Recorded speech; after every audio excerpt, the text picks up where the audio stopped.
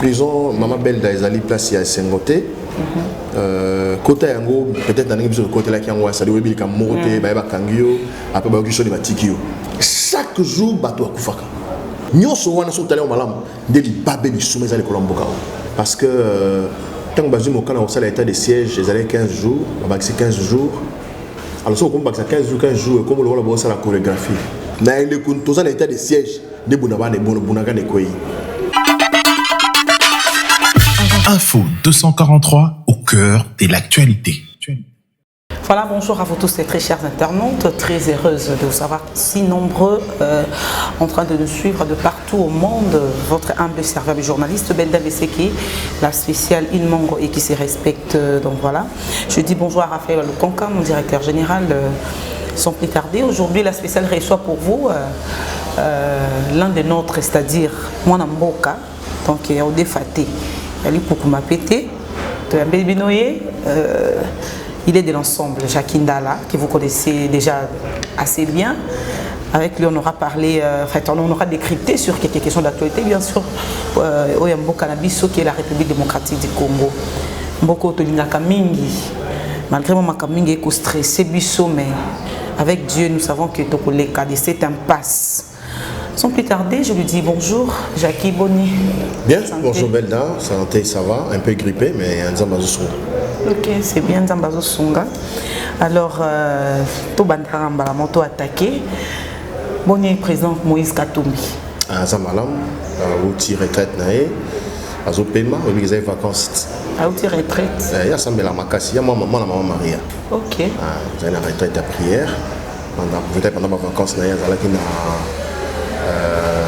Kachobo, dans le village naé. Après, il y a qui retraite. Il y a Sazongi, ce que nous préparé dans la province. Il y a Grand Bandungu, à ça la Safari naé. Et puis on va continuer sur Congo central. Et puis on a la Grand Équateur. Nous avons déjà commis l'élection, comme tu as déjà deux élections, non 2023, ils ont caractère. Bon, pas nécessairement pour les élections, mais pour lancer parti politique comme ça à travers ma province. Donc, dans la campagne, il y a l'adhésion au bureau de jeunesse de l'Ansaki, adhésion porte à porte.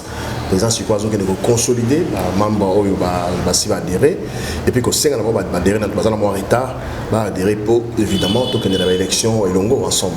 Ok, merci beaucoup Jackie. Alors, quelle est sa position actuelle au sein de l'Union sacrée? Donc, la position de Moïse Katumbi au sein de l'Union sacrée actuellement?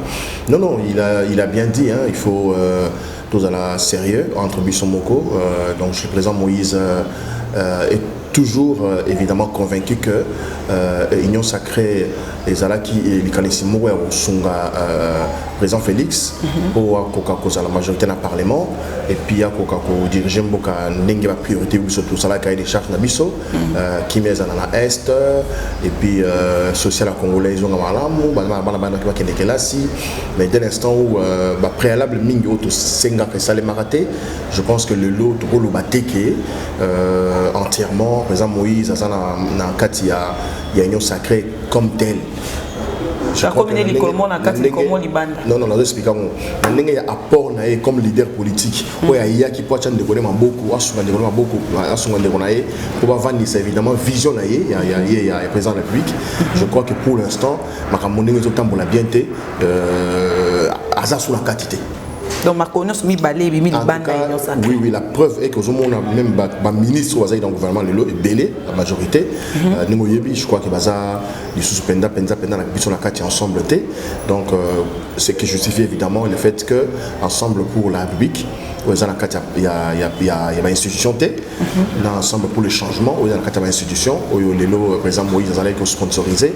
Donc, politiquement, je pense que tout partager l'ambition de sauter.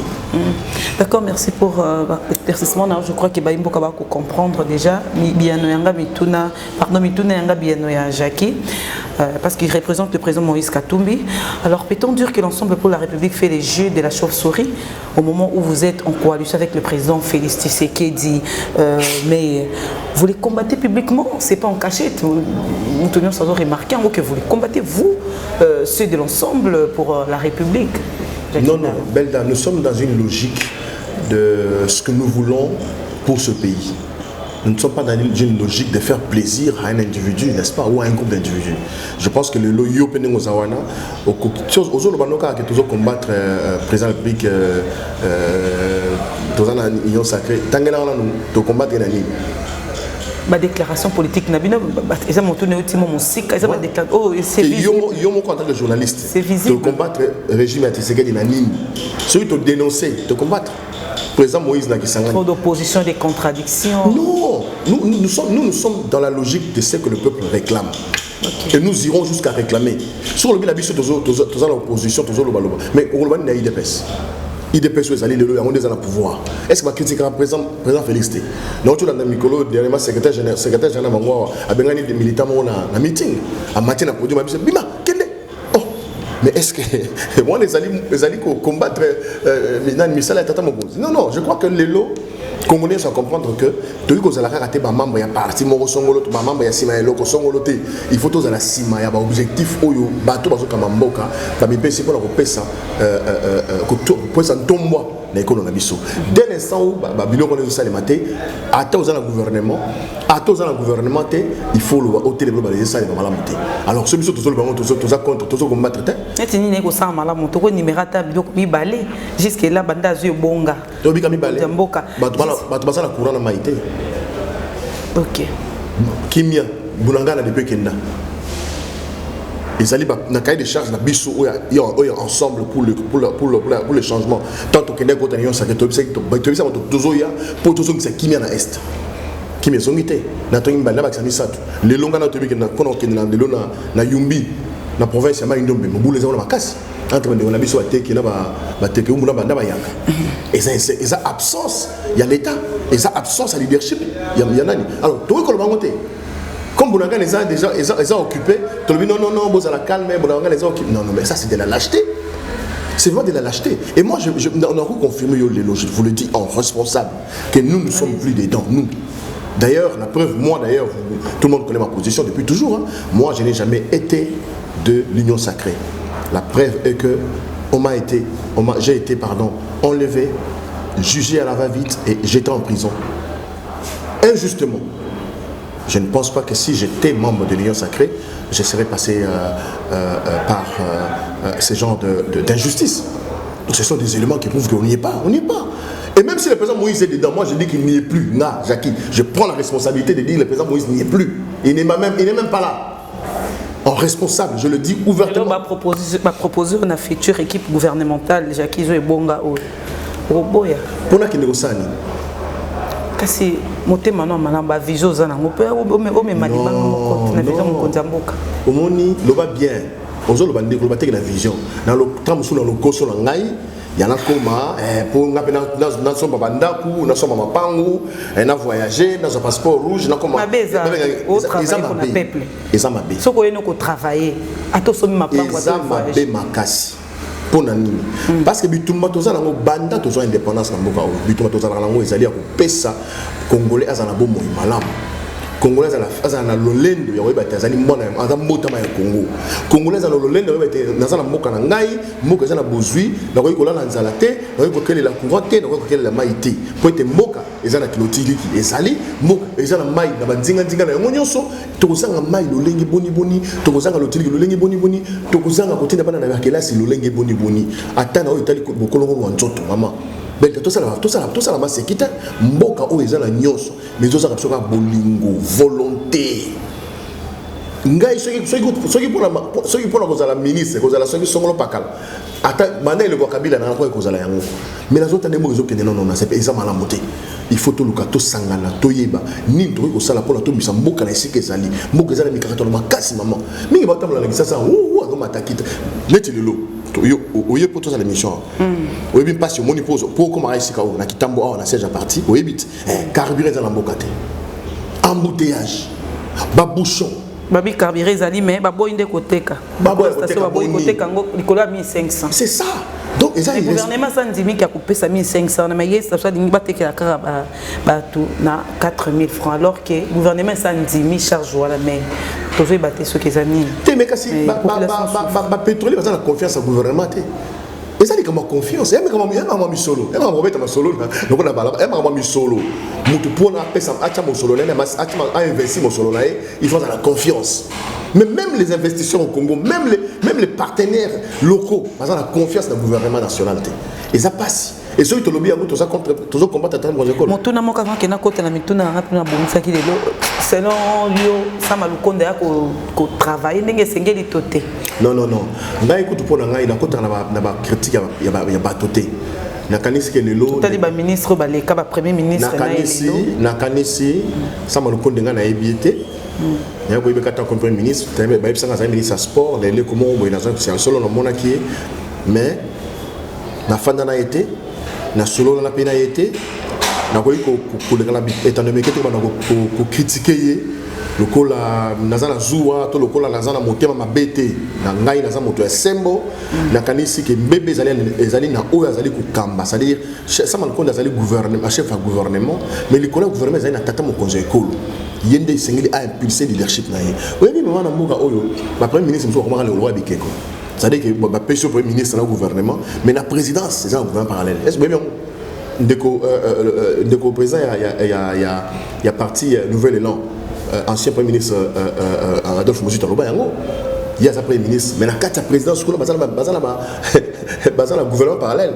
Donc Moussala au gouvernement ministre face à la conseiller moi au salaire on a un gouvernement qui serait ezali ebelé Moussala ministre premier ministre face à ton ministre songolo face à la pêche conseiller au salaire tout le monde on a makambu ya mbujima awa na maoyo etali pour la kutonga cité kala na mudishi nani comment les nani bilomba conseiller mutaka au salaire est-ce que ça Moussala na donc ça na biloko mususu oyo totika ko sukuma to ko mabe na bandeko oya biso oyo ta mususu za makanisi mala mazana maele mais asa asbache loko la keko kaka asa na makoki ya ko sala oyo asa na makanisi te asa na makoki ya ko tindika mutu te kende ko sala boy na kanisi ete ngunga ezali so kamwe ngozo tambola pete yeba za mutu na ebite soki ba démissionner kaka na poto to awa na mboka oyo ndeko papa mulu baluko ja a démissionner exemple mboka stoel na kanisi Lunda Boulou, Nzamba Pambola, papa, c'est Kazanga na Bomboy.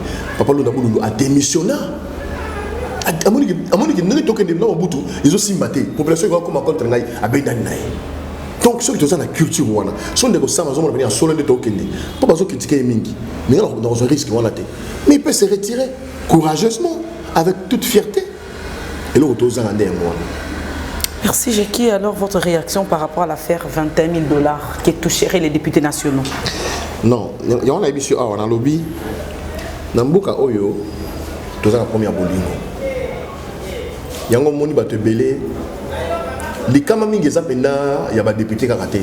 Les Kamaming ezali pour la population, peuple congolais. Tout ça va tourner à la Kendagi, na Lubumbashi, na Kelikasi, na Kolwezi, na Zongi, na Kazangulu, Kimpese, Manzangungu, Lukala, Boma, Matadi, Mwanda. Na ebisi batuboye. Toti kabizaleli ya soki mutaye pour na député national. Bosenga Mbongo. Pona nini? Ndeko bel dazawana. Il y a comme un député. Bino bozo c'est bosenga kam. So ya na makamako to liete. Azongi na passe abi là ça se connaît nini. Azo le pango na banda to ya lemba to ya kasamo bateki. Tant que le pango na wana na mbongo na pesi bino bolie bolie ne bozo ngombo na bolie wana. To na mai te, no mai. To na transport ta besoin de transport. Bien non belta pesa biso mbongo tête voter, vous votez belta. To belta comme député national maman. Et là wali bosso il faut sala ya motuya. Bolinga te et sengeli a récupéré mbongo na ye bolia pour récupérer le pain on a été ka tango pour voter et ça les kama tout ça comprendre donc on donne ka bande bon non il y en a qui se sont sacrifiés moi ngala boy ba discours populisme na boyango ba mona ke ngana za opposant et belé ba lekala ba TVA ba pour voter ma vote ba ngota lelo azabi donc ngana za na politique il y a Bosembo, il y a Bosolo, il y a Kotalisa Moto A, ma B, A, Maram. Dans le cas où vous avez le $21 000, vous êtes responsable. Vous allez l'Ikama, et vous pouvez monter ma B, vous pouvez Zoua, et vous pouvez Kanda. Pour la bande comme Soubatika, n'a pas si mal à Mignoko. Ils n'allaient pas si. À tel moment où tu es aux Arabes, ils vont attendre sous le Piangona, au comité député, par exemple, on monte dans le comment qui toque climatisé, au sommet le pang, ils m'ont aussi gêné, au moins si Bissi Kabiso, nous sommes là, il y a eu un gongamoro, ils sont en moto, pendant que et à passer. Vous voyez que dans une mandat où il y a 5 ans, après un mot, il y a aussi là, c'est quoi? Ils ont demandé 21 000 $ par mois. Mais c'est même dangereux pour les Yomoko. Parce que un standing très dangereux, ça, aux autres se rendent compte. Ceux qui ont demandé Sili, et aussi la peine en 2023, je m'en vote du soute. Il y a ça, c'est quoi? Oui, bah. Au moment où on a demandé Sili à Longwe, à Komi, oh, t'es, biso, t'es un kabila, t'es, un Fati, béton, pour garder un standing. Donc, objectif, bitumba, nous l'ayons pour le politique à Bossembo, ils allaient soutenir. On dit que là, n'a jamais autant il y a 5 000 $. Si on a le Macambo, il y a un mini bâti kabila, Balandi Félix. Bazana, Balandi, il y a conviction politique, il y a intérêt matériel pour garder un standing dans Bango. Ils ont un donc c'est le mot qu'on a mon la discipline, toujours qu'il y a. Bella, attendez, tu vas venir au bout, tu vas dire, mon cher, Bella, ça a bien $1 million. Ngaso Sénégal bon aujourd'hui. Ngajaki ubinga na nina boy. Jackie viens tu es où? Bon écoute dans la M d'autono ils ont moani. Au Cameroun non tu m'as la salle là non, c'est ça que les gens ne comprennent pas. Si on a un bon wana, on peut mettre le ma beaucoup. Ma pension pour ça dans le mot nini. Pour nga sur pension le 100 000 $. Na ko so mandako. Na ko so mutuka. On peut signer 200 000 $. Na ko so mandako. Na ko so mutuka. So peut signer ça la misala so par ça misala so par. Donc on peut pas ninga ta mususu. Nous peut signer $1 million pour onyoko la molimo na ngai to pe mangala o mangala dela libungi. Moi, il y a le pote de Bara, l'argent est un bon serviteur, un mauvais maître. Si on partait sur cette base-là, on comprend que il y a les caméras de loi. D'accord, alors quelle lecture faites-vous état des sièges actuellement? Non, mais état des sièges, dans un beaucoup c'est un échec parce que tant que on a l'état de siège, ils allaient 15 jours, on a 15 jours. Alors, si on a 15 jours, comme on a la chorégraphie, et comme on a la jet de lumière, et comme on a les sanos, état de siège et siège, si maté, preuve, moi, ça va non. Mais les comptes, l'état de siège, des bonaban, des bonagan, des quoi. Parce que l'état de siège, ça on dit.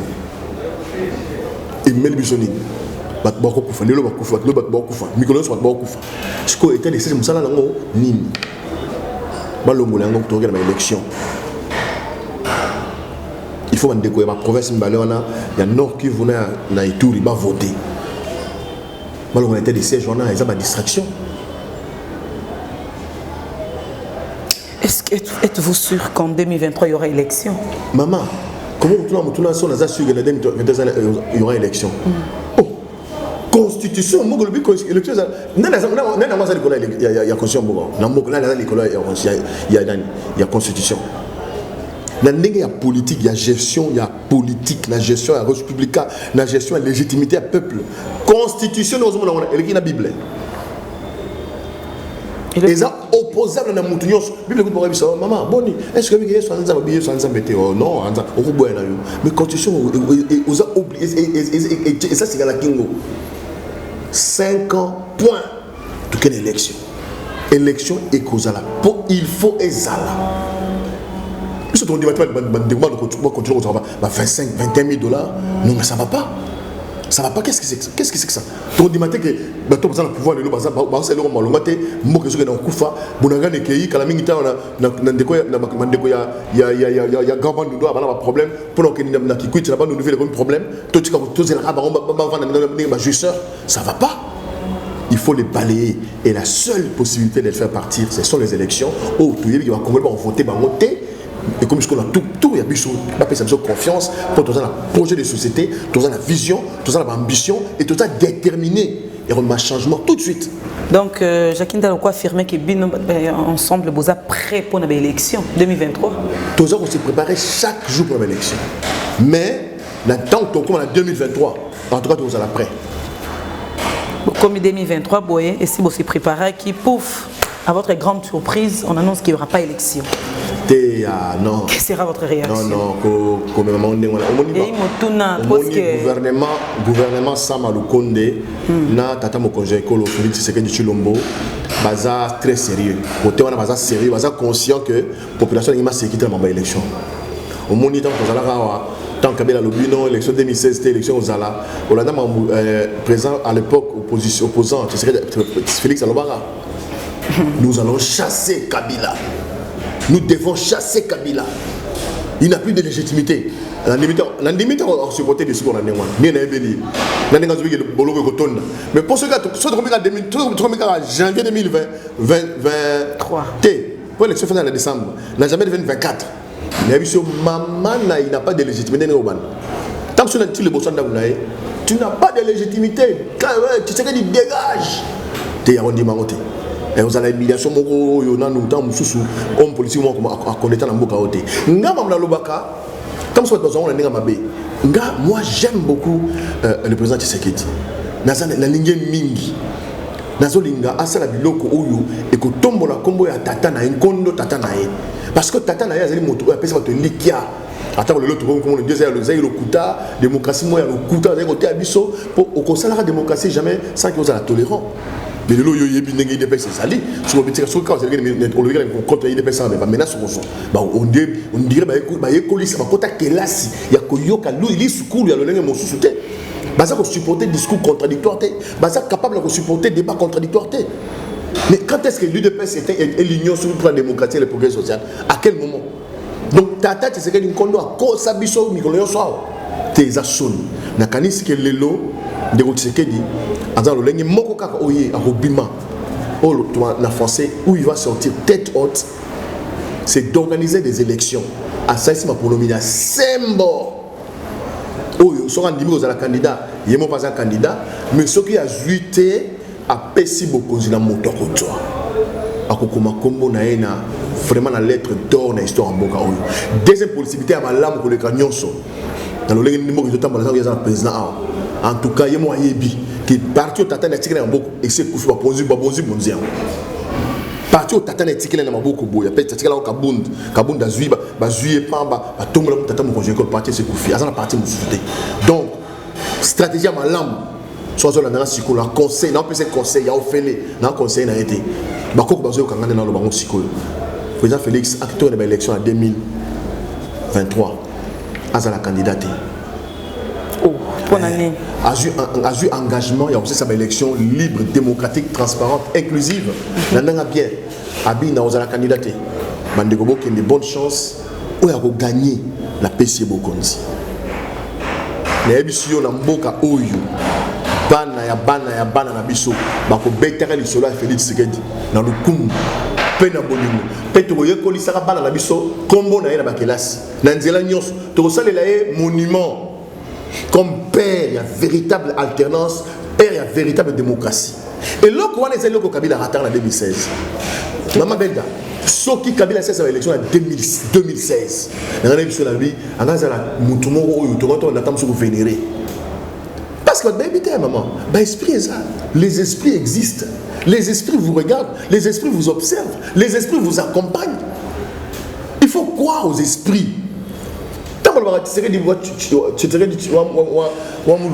Etienne, Aza, Tobenga Mukishi, j'étais Mukishi Ngomani, fantôme.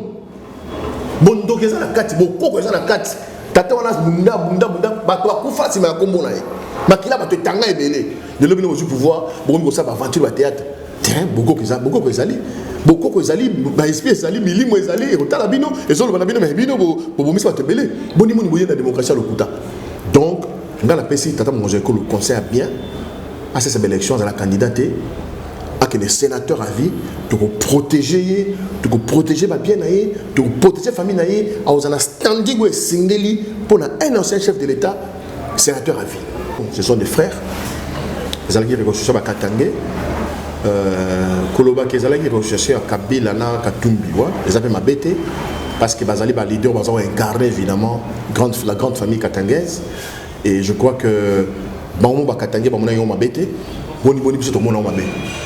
Donc actuellement qui bien ba komona na oya yepa muningo aye ba benga en tout cas na relation auto bien relation humaine si konga na degré na ngoté pour la rassurer que temps ça dans la prison mais les allés d'accord les années c'est comme cas sur mon que ancien président sénateur à vie Raïs Kabila Kabange na président Moïse Katumbi ba kutana ki ba solo là qui ba mbana qui devant l'église catholique les allés qui fierté pour la biso les allés c'est comme cas parce que niveau comment niveau il y a mabé comment niveau il y a se supporter et je pense que l'ancien président comprenait ben erreur à cela qui tombe erreur on dit ba tinda qui a commettre il y a un moto à comprendre et mieux vaut tard que jamais donc biso pe siko baluba hein biso bakasai je pense qu'il faut que président Félix Sasalango et pas na biso tozo ka wana makasi donc je pense que les lots ngala ba mingi na beta c'était na bakoko baza d'accord na biso te na kasai nzambe to bakoko te nazo biso mambuyo kana ngama na loba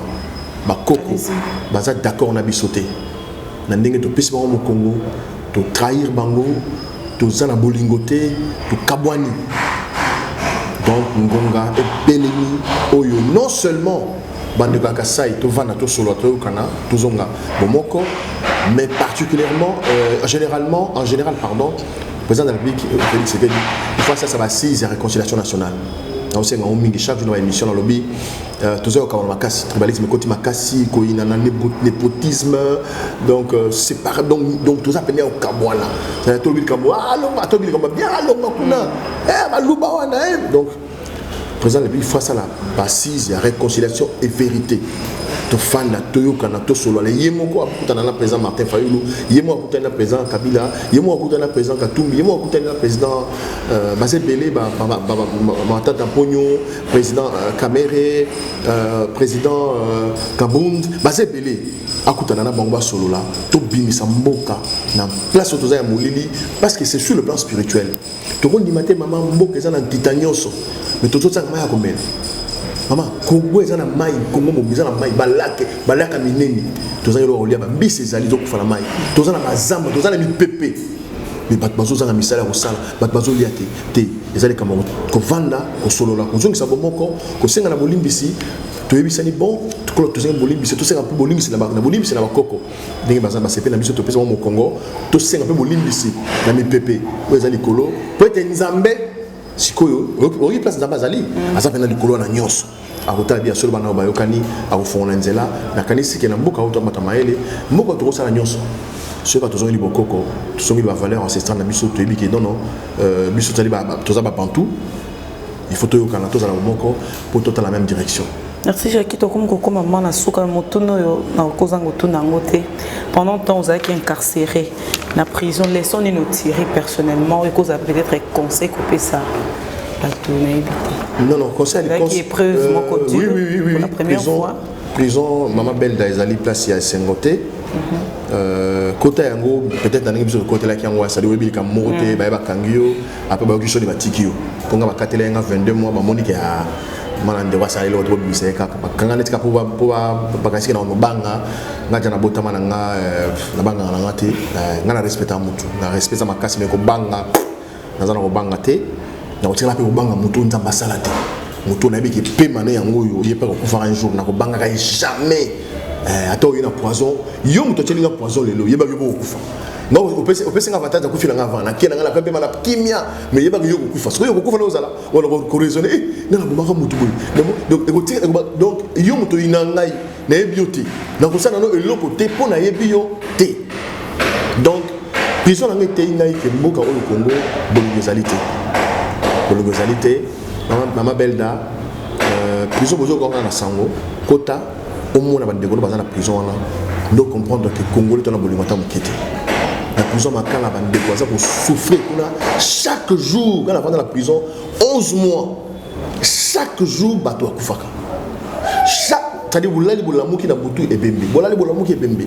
Ti à tel point qu'il a les comment il était sur la bosse mais il est comment il va mort et comme il boit pour prisonnier ba quel est mort et tambol et bien moi les hommes là laisser la toilette et ben ça et pas que c'est décomposé nga dans la prison makala période wana maman Belda ba pavillon ba bazola la côté lelo la prison makala faut désengorger prison.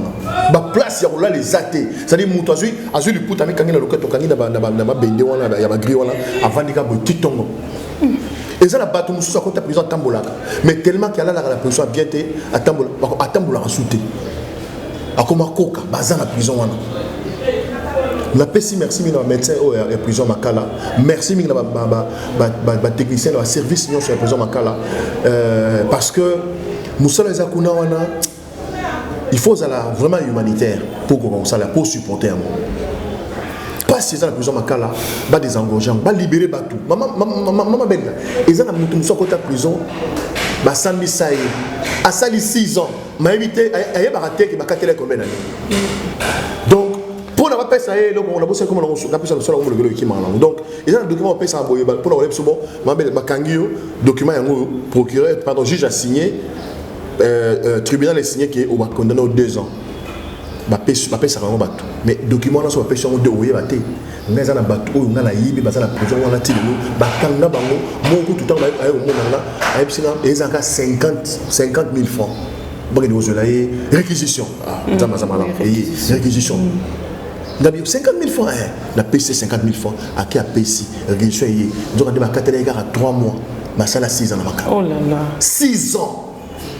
6 ans, ma 3 mois, il y a 3 mois, mais il y a 6 ans. Basé venir la prison de l'eau, mais le pasteur Mouboua, il n'y a pas Mouli Moudenga dans les logs de l'émission.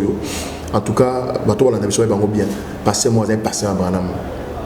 À côté de la prison Makala, à Sala 7 ans. À Sambate, à Koufa. À Sambate, maman, à Sambate, mais avant la prison, 7 ans à Koufa. Et dans la bateau, dans la prison, à Fanda, à Sala 7, 4, 5, à Sambate. Tous les gens qui ont papa Mouazakuna, papa Emile, Sonza Bazolanda Monangaï, à Monaye. Bakangai dans le dossier à Corée à Lamba. Bazanso combien on a Bakoufou va rognos. Bakondra va 20 ans. 21 c'est coca. Mais il y a ça la prison Chili. 21 coca. Dossier à Lamba. Lamba Koufa, Batono sur Koufa, Tikana Yemoko. A ça plus de 20 ans la prison Makala. Tilo la Zakuna. Donc, les gens bilogo oyo, nyoso wana so talé au malam, deli babé du soumis à l'école Mboka. Deli babé du soumis à l'école Mboka. Yango biso vraiment dans un senga la président Moïse sur la pessima coquille président Moïse a du pouvoir et là il bosso pour libérer les prisonniers nio so bana makala il y a côté pays mobimba neti makala faut pas le wana il faut le président makala parce que président makala est comme les voisins le voisin dans la pavillon on va voisin dans la akala besoin bah boss sur les bandes aux autres sur les bandes prison ça pas voisin. Donc il faut voir la prison à la place où on a la prison pour libérer les gens. On a la personne que tu dis madame dans le lobby. Ce qui est maman ministre, maman Rose Moto Mazola Nangaï. Pour pas faire ça, il faut chance de l'homme, il faut pas prier, pas sauter. Non, la prison ce sont des hommes. Il y a pas des animaux. Tout ça battu, tout ça la prison. Maman Rose Motombo, ministre de la justice. Ça n'est pas porte ouverte à la prison Makala. Aujourd'hui, le nôtre qui est parqué à Gombe, au côté de la prison Makala, au table wana, au pavillon 1, dans le dossier pavillon, il y a parqué à Gombe, Maman Belda, au monde a 3 ans à Sambati. Moutousou a Kangaï pour nous 70 000 francs. 70 000 francs congolais à Kangaï, la prison à Sali 7 ans. C'est la prison wana. Moussou a violé le Kouta. C'est-à-dire que Kangaï Moutou a violé. Bayeno na parquet sambisio plaignante to muto yo violé oyebi été au mona été mais to la prison na Makala. Vraiment c'est frustrant hein. C'est frustrant si tu as vraiment un cœur humain au yoka passer et ça n'est vraiment pas si makasi surtout pour na ba innocent au baza kuna bazo souffrir boy. Justice congolaise et ça la musala mokonza mboka Félix Antoine Tshisekedi a pensé na bango. Ministre Maman Rose ou la justice a pensé surtout Nzambende à intervenir pour y soit intervenir solution vraiment à coup sûr et yaka to comme na souka to kabonabité jakinda la mot de la fin na ba congolais tout balandio partout au monde depuis moi quelques programmes ce qui est parti ezali PC Bisso. Les Bosso, ça bande de il y a grand bandou, présent Moïse Azaoya. En tout cas, moi, il y a septembre aussi la thé. Tout le monde safari na grand bandou, tout le monde na Kikwit, bandou ville, Kenge, Bulungu, tout le tambo là, en tout cas, la cité, mine, voilà, tout le monde la Bino. Et puis après, grand bandou, tout le monde à Congo central, tout le monde à Kazangulu, tout le monde à Lembe, na Mwanda. En tout cas, bandeko, bampang na Mounou Nyonso, il y a province d'Abeto, il y a grand bandou, Beno Vingila, président d'Abeto na Kuisakuna, na bampang na Mounou Nyonso, il y a province Congo central, à Tondomingi Mtilbe, ya Bameto, Beto Kilumbo, na Tango Bit Vandara, na Beno Vana. En tout cas, Beno Vingila, président Moïse, qui na Kuisa, na Kiese, na Luzolo, na Kimosi, en tout cas ensemble, qui est parti na Beno Kuisa Mingi, des zones à Beno na carte, il y a parti na Beno qui est parti, il y a Congolais. Donc après évidemment Congo central, présent aux Alakuna, na Mboga na Biso Bankana, ban Équateur Mambenga, aux Alakuna, to banda évidemment dans la province il y a Équateur, mingi mi pendant na Manaka, bozela mokonzi na biso aikoya, donc bo pes bo bombela pena en tout cas. Donc Minzoya